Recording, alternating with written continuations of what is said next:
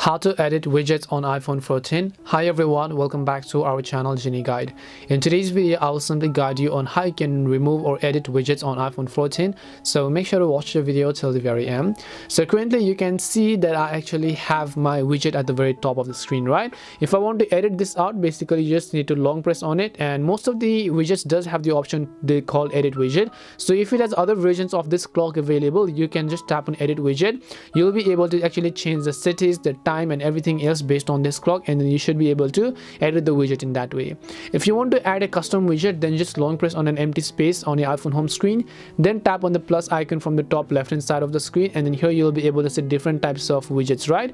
You can just go ahead and then select a widget that you want to add. Once you select that specific widget, you can see different versions of that widget. Just tap on it and then choose the option called add widget. You can also actually reposition them, whether you want them at the bottom or at the top, depending upon wherever you want. Just place them and then tap on done, and your widget will be successfully added. And that's all it takes to edit widgets on iPhone 14. We hope the video was really helpful, and if it did help you, then make sure to leave a like and subscribe to the channel. If you have any questions, then feel free to leave them down. Thank you very much for watching, and see you in the next video.